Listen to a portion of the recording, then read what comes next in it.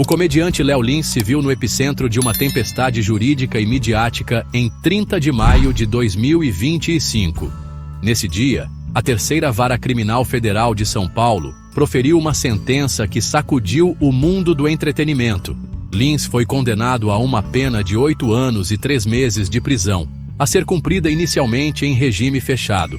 Além do tempo de reclusão, a condenação incluiu uma multa substancial de aproximadamente R$1.400.000, calculada com base em 1.170 salários mínimos de 2022, e uma indenização por danos morais coletivos no valor de R$303.600.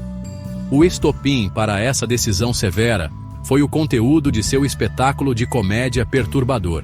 Mais especificamente um vídeo do show que foi publicado no YouTube em 2022 e que, antes de ser removido por ordem judicial em 2023, acumulou impressionantes 3 milhões de visualizações, demonstrando o alcance de suas palavras.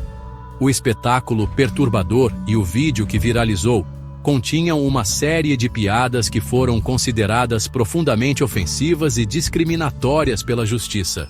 O material humorístico de Lins mirava uma gama extraordinariamente ampla de grupos minoritários e vulneráveis, o que acabou por fundamentar a gravidade da acusação. Entre os alvos de suas piadas estavam negros, idosos, pessoas obesas, indivíduos vivendo com HIV, homossexuais, povos indígenas, nordestinos, evangélicos, judeus e pessoas com deficiência. Para a acusação e posteriormente para a juíza, a amplitude e a natureza dessas piadas não configuravam um deslize isolado ou uma crítica social construtiva, mas sim um padrão de desrespeito e um ataque sistemático à dignidade desses grupos, ultrapassando os limites aceitáveis do humor. A reação da equipe de defesa de Léo Lins à condenação foi imediata e veemente. Seus advogados, Carlos Eduardo Ramos e Lucas Gilberti, não pouparam críticas à decisão judicial, classificando-a como um claro ato de censura e um ataque à liberdade de expressão artística. Eles argumentaram que a pena imposta ao comediante era absurdamente desproporcional, chegando a compará-la com as sentenças aplicadas a crimes de natureza muito mais grave, como o homicídio.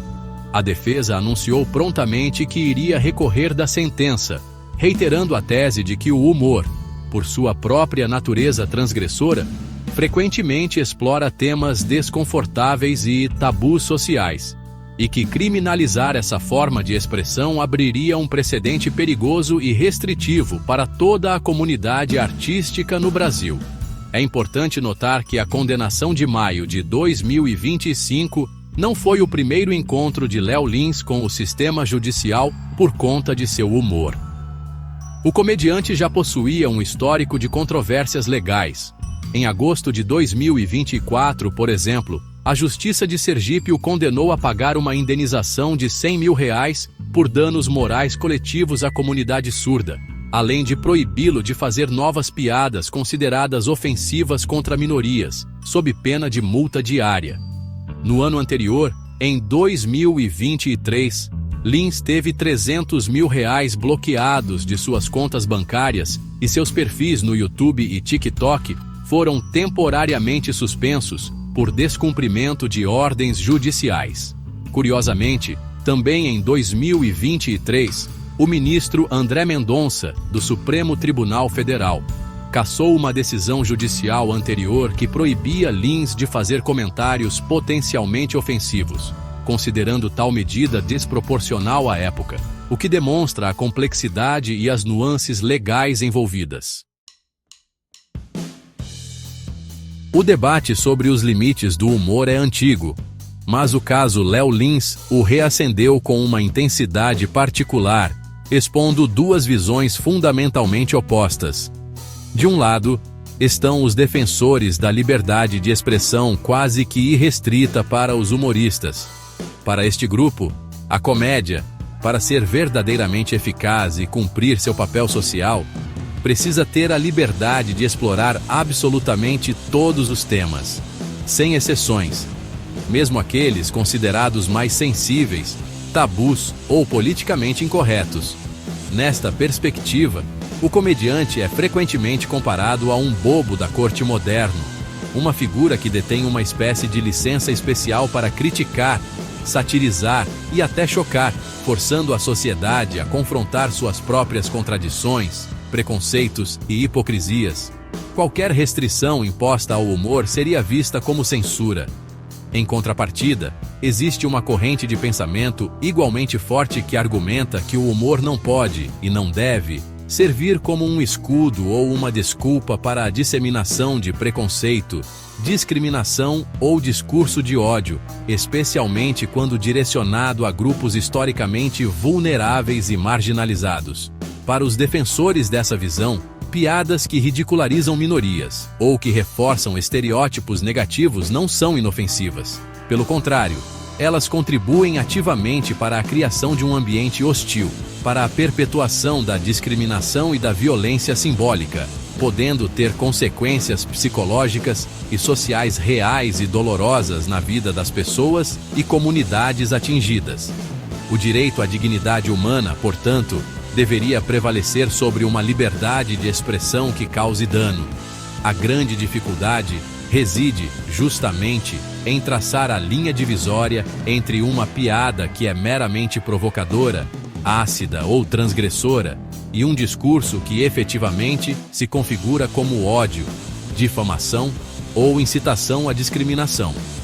Onde exatamente termina a sátira social, que pode ser desconfortável, mas instigante, e onde começa a ofensa gratuita, o ataque pessoal ou a humilhação que apenas reforça estigmas?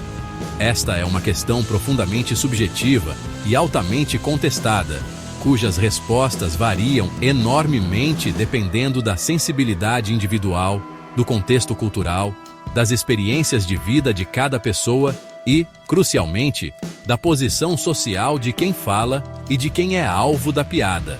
O que para alguns é uma crítica inteligente, para outros é um ataque vil. Nesse complexo debate, a importância do contexto em que a piada é contada e o impacto que ela gera são frequentemente levantados como critérios de análise.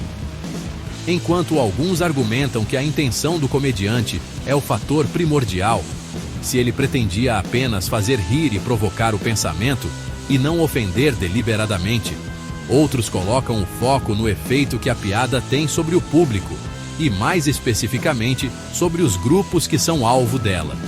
Uma piada pode ser feita sem uma intenção explicitamente maliciosa, mas ainda assim pode causar dor, reforçar preconceitos e contribuir para a marginalização.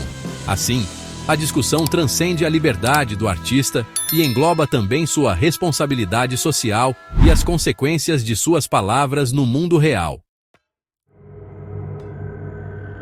A condenação de Léo Lins não ocorreu em um vácuo legal. Ela se apoiou em um arcabouço jurídico que tem se tornado mais rigoroso em relação a discursos discriminatórios, com destaque para a Lei 14.532, de 2023. Esta legislação representou uma mudança significativa ao equiparar o crime de injúria racial ao crime de racismo. Na prática, isso significa que a injúria racial passou a ser considerada inafiançável e imprescritível, além de ter suas penas aumentadas.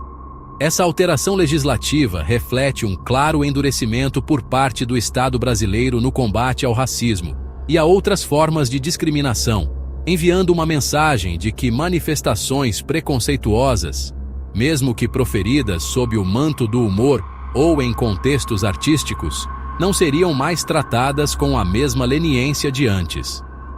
Além da Lei 14.532, outras normativas foram cruciais para embasar a acusação e a subsequente condenação. A Lei 7.716, de 1989, conhecida como Lei K.O., que define os crimes resultantes de preconceito de raça ou cor, e a Lei 13.146, de 2015, o Estatuto da Pessoa com Deficiência, que visa assegurar e promover, em condições de igualdade, o exercício dos direitos e das liberdades fundamentais por pessoa com deficiência também foram citadas.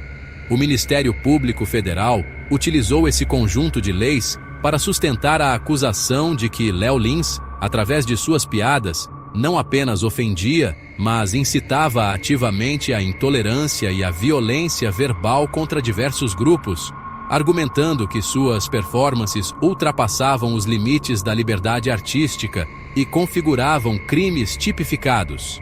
A juíza Bárbara de Lima Isepe, ao proferir a sentença condenatória, apresentou uma fundamentação robusta. Ela ressaltou em sua decisão que a liberdade de expressão, embora seja um direito fundamental garantido pela Constituição Federal, não é um direito absoluto ou ilimitado. Segundo a magistrada, esse direito encontra barreiras claras na dignidade da pessoa humana e na proibição expressa de discursos de ódio e de práticas discriminatórias. A juíza foi enfática ao afirmar que o humor não pode, em hipótese alguma, servir como um escudo protetor ou uma justificativa para a prática de crimes, especialmente aqueles que têm como objetivo humilhar, menosprezar ou discriminar minorias e grupos vulneráveis. Um ponto crucial em sua argumentação foi a constatação de que Lins, em suas próprias declarações e performances, demonstrava ter ciência do potencial ofensivo e das possíveis consequências judiciais de suas piadas, o que, para a juíza, indicava a presença de dolo, ou seja, a intenção consciente de agir daquela forma. A acusação formulada pelo Ministério Público Federal foi ainda mais incisiva ao classificar as ações de Léo Lins como delitos de ódio. Essa terminologia não é trivial e carrega um peso jurídico e social considerável, indicando a gravidade com que o órgão encarou o conteúdo do espetáculo perturbador e suas repercussões. Ao enquadrar as piadas do comediante como discurso de ódio, o Ministério Público Federal argumentou que elas não apenas ofendiam a honra subjetiva dos indivíduos pertencentes aos grupos visados, mas também contribuíam para a criação e manutenção de um clima de hostilidade, intolerância e desumanização desses grupos na sociedade. Essa perspectiva jurídica é fundamental para entender por que o caso resultou em uma condenação tão severa, pois desloca o debate do campo da mera piada de mau gosto ou da ofensa pessoal para o da responsabilidade penal por incitação à discriminação e ao ódio. A condenação de Léo Lins reverberou intensamente na comunidade humorística brasileira, gerando uma onda de manifestações e preocupações por parte de diversos profissionais do ramo. Nomes conhecidos do stand-up e da comédia nacional, como Maurício Meirelles, Fábio Rabin, Renato Albani e até mesmo eu, Fábio Porchat, juntamente com Antônio Tabé, entre outros, vieram a público para expressar seu repúdio e, principalmente, sua apreensão com a dureza da sentença aplicada. A principal crítica que emergiu desses comediantes girou em torno do que eles perceberam como um rigor excessivo e desproporcional na punição, levantando o temor de que tal decisão pudesse abrir um precedente perigoso para toda a classe artística, mas em especial para os humoristas que frequentemente trabalham com temas polêmicos, sátira social e o chamado humor ácido. Os temores específicos manifestados por esses profissionais do humor são multifacetados e apontam para um futuro potencialmente sombrio para a comédia de palco no Brasil. Eles alertaram para o risco real de um apagão criativo no cenário do stand-up, um cenário onde os artistas poderiam começar a evitar sistematicamente temas considerados complexos, sensíveis, controversos ou politicamente incorretos por um receio justificado de enfrentar processos judiciais, multas vultosas e até mesmo condenações à prisão, como a de Lins. Essa apreensão se fundamenta na ideia de que a comédia, em sua essência, muitas vezes precisa transitar por territórios desconfortáveis e desafiar convenções para provocar reflexão e gerar o riso crítico, e a ameaça constante de punição severa poderia inibir essa exploração criativa. Uma consequência direta desse clima de receio, apontada por muitos comediantes, é o fenômeno da autocensura. A simples possibilidade de enfrentar longas e desgastantes batalhas judiciais, o peso de multas financeiras significativas, ou, no extremo, a perspectiva da privação de liberdade, poderia levar muitos humoristas a pensar 2, 3 ou múltiplas vezes antes de abordar determinados assuntos em seus shows, textos ou publicações nas redes sociais. Essa autocensura, como argumentam, não seria imposta por um órgão censor estatal, mas seria internalizada pelos próprios artistas como uma forma de autoproteção, o que, a longo prazo, poderia gradualmente empobrecer a diversidade de vozes, estilos e temas no humor nacional, limitando a capacidade da comédia de atuar como um espelho crítico e, por vezes, incômodo da sociedade. No entanto, é fundamental contrastar essa preocupação legítima da classe artística com a perspectiva de que a decisão judicial, na verdade, não visa cercear a comédia, mas sim reforçar o princípio da responsabilidade individual.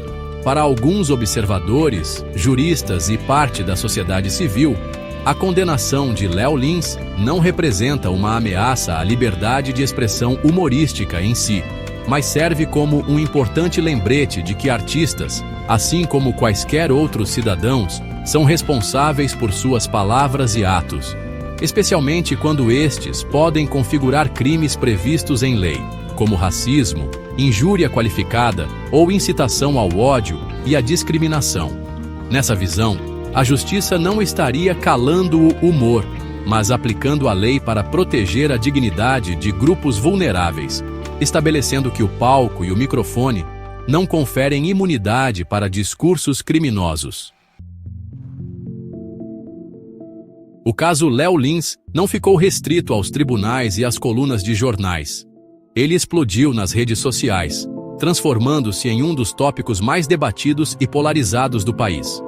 De um lado, uma legião de fervorosos defensores do comediante se mobilizou rapidamente, utilizando hashtags como Liberdade para Léo Lins e o humor não é crime, para expressar sua indignação e apoio. Para esse grupo, a condenação foi interpretada como um ato de perseguição ideológica, um ataque direto à liberdade de expressão e uma tentativa perigosa de silenciar vozes consideradas dissonantes, politicamente incorretas ou simplesmente provocadoras. Muitos argumentaram que o humor, por definição, tem o direito e até o dever de ser transgressor, e que a justiça estaria extrapolando suas funções ao criminalizar piadas, por mais controversas ou de mau gosto que fossem. Do outro lado do espectro digital, a reação foi diametralmente oposta. Diversos movimentos sociais, ativistas engajados na luta antirracista, pelos direitos da comunidade LGBTQIA+, pelos direitos das pessoas com deficiência e defensores dos direitos humanos em geral, celebraram a decisão judicial contra Léo Lins. Para eles, a condenação não representava um ataque à liberdade, mas sim um marco importante e necessário na luta contra o que chamaram de licença para ofender frequentemente disfarçada de piada. Viram na sentença um sinal positivo de que discursos que reforçam preconceitos, perpetuam estereótipos nocivos e discriminam minorias não seriam mais tolerados com passividade pela sociedade, nem pelo sistema de justiça, representando uma vitória da dignidade e do respeito sobre a impunidade. Além da efervescência nas redes, a condenação de Léo Lins carrega uma importância jurídica que transcende o caso individual. Muitos especialistas apontam que ela tem o potencial de se tornar um leading case, ou seja, um caso paradigmático que pode estabelecer novos precedentes e influenciar futuras decisões judiciais no complexo debate sobre os limites da arte, da liberdade de expressão e da responsabilidade individual por discursos considerados discriminatórios ou de ódio. A aplicação da Lei 14.532, de 2023, que equiparou injúria racial a racismo, neste contexto específico de uma performance humorística, é particularmente significativa, ela pode inaugurar uma nova jurisprudência, onde manifestações públicas, mesmo aquelas com intenção declaradamente artística ou humorística, podem gerar consequências penais severas se o conteúdo for considerado criminoso pela justiça. Ao final de toda essa discussão acalorada, o que permanece é uma questão central, complexa e de difícil resolução, que o caso Léo Lins apenas tornou mais urgente: como encontrar um equilíbrio justo, funcional e socialmente aceitável entre o direito fundamental à liberdade de expressão, que inegavelmente inclui a liberdade de criar, de fazer piadas, de criticar e de provocar através do humor, e a necessidade igualmente fundamental de proteger a dignidade de todas as pessoas, combatendo ativamente a discriminação, o preconceito e o discurso de ódio. Onde exatamente reside a fronteira, muitas vezes tênue e subjetiva, entre a crítica social ácida, a sátira inteligente, a piada de mau gosto e o discurso que efetivamente causa dano, viola direitos e incita à violência? Essa é a pergunta incômoda e crucial que este julgamento deixa para a sociedade brasileira, para os artistas, para os juristas e para cada um de nós.